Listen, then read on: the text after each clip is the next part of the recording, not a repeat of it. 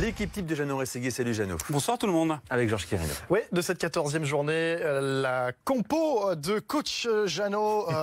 Tu nous as dessiné un 4-3-3. Oui, je suis revenu à un 4-3-3. Cette semaine, 3 Parisiens, 2 Lyonnais, un Nantais, un Rennais, un Strasbourgeois, un Canet. J'ai gardé les 2 Montpelliérains pour la fin. Il les a beaucoup aimés, Franck, les Montpelliérains, on sent.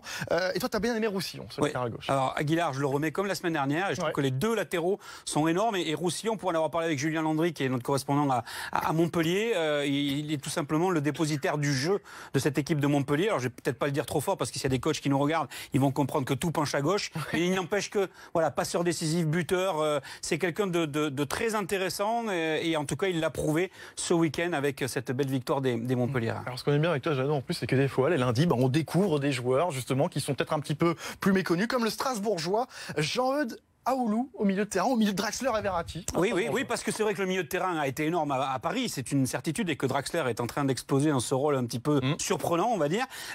Aoulou, première partie de saison à Orléans l'an passé, il arrive recruté par Strasbourg pour la deuxième partie de saison. Il est énorme dans l'accession des Strasbourgeois, et là il est énorme depuis le début de la saison. 14 matchs sur 14, plus la Coupe de la Ligue. Voilà, c'est un joueur qui est très intéressant et qui a surtout permis de sauver Orléans avec la DNCG l'an passé, quasiment à la même époque, et qui aujourd'hui est en train de faire monter d'un cran cette équipe de Strasbourg. On l'attendait peut-être pas à ce niveau-là, mais c'est vrai qu'il est assez surprenant et dans le bon sens. Bon, Jeannot, toi, tu fais attention à ton budget, tu veux pas dépasser le fair play financier, donc tu mets pas Cavani en pointe, mais tu mets Wabi Kazri, l'attaquant rennais. Pourquoi Wabi Kazri?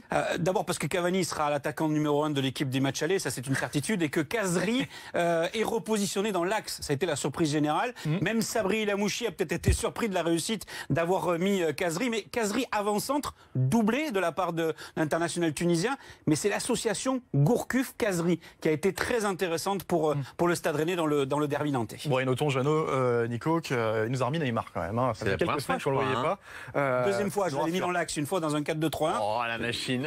Là, il est côté gauche. Voilà, mais il est tellement libre de ses mouvements et impressionnant que je les préfère à Memphis Depay, parce que Memphis, il m'a gonflé avec sa sortie. Il serait temps, Jeannot, que tu prennes une équipe en main un de ces jours, pourquoi pas. Non, surtout pas. Merci.